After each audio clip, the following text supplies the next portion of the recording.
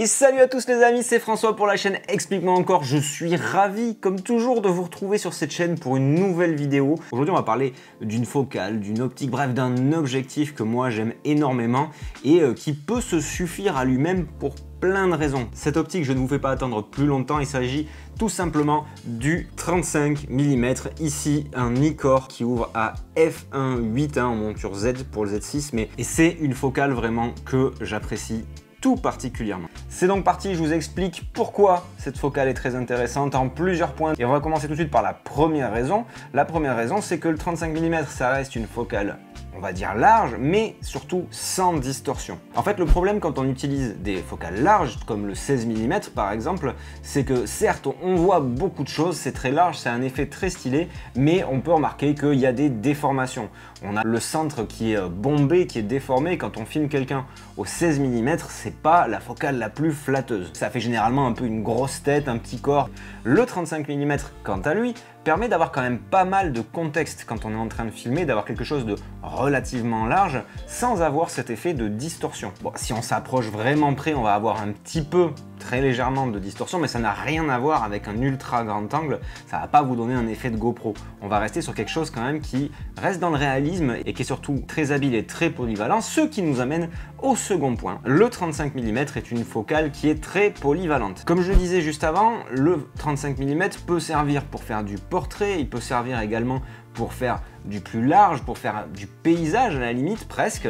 Il va simplement falloir adapter, comme avec n'importe quelle focale fixe, l'endroit, le cadrage, la composition. Si on veut du large, on se recule. Si on veut un gros plan, il faut être quand même assez près, mais n'empêche qu'on peut le faire. Ça reste une focale qui va être capable de faire plein de choses. Troisième point, et là c'est plus une particularité de celui-ci, ce que j'aime beaucoup sur cette optique là, c'est sa légèreté et le fait qu'elle soit hyper compacte. Parce que ça aussi ça rentre en ligne de compte quand on tourne pendant longtemps, quand on a le boîtier dans les mains toute la journée, et ben, le fait d'avoir une optique qui va être légère et compacte, ça change la vie. Là en l'occurrence la Nikkor pèse 500 grammes, c'est rien, ça pèse rien, pourtant elle a une belle finition, c'est du métal, le boîtier c'est quand même assez bien foutu. Celle-ci pas de problème en termes d'encombrement, en termes de poids, ça rentre dans le sac comme qui rigole, on peut partir avec ça léger si on n'a pas envie de s'embêter à prendre beaucoup de matériel, et vraiment rien que pour ça c'est aussi du bonheur. L'autre point important de cette optique, c'est son ouverture, et ce sont des optiques qui ouvrent grand. Je suis pas en train de dire qu'il faut tout le temps shooter à 1.8 ou à 1.4, loin de là, c'est une très mauvaise idée de faire ça en permanence, on est bien d'accord. Mais qui peut le plus, peut le moins, et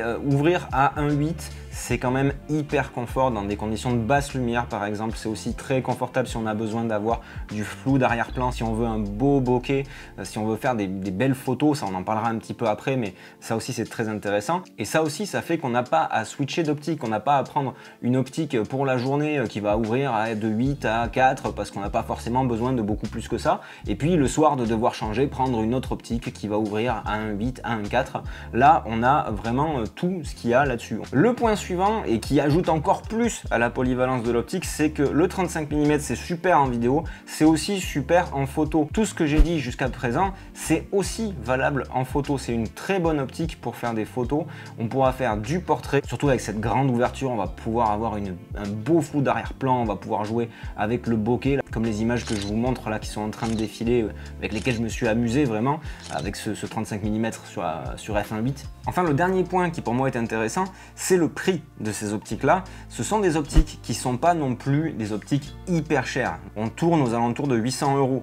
C'est pas donné, on est d'accord, mais dans la mesure où on peut faire beaucoup de choses avec, et aussi peut-être se passer d'un zoom, pourquoi pas, même si c'est pas du tout le même usage, pourquoi pas opter pour une optique de ce type là. Moi je trouve que c'est un investissement assez intéressant, et là en l'occurrence le Nikon est vraiment de très très bonne qualité, donc c'est vraiment à mon avis un très bon investissement.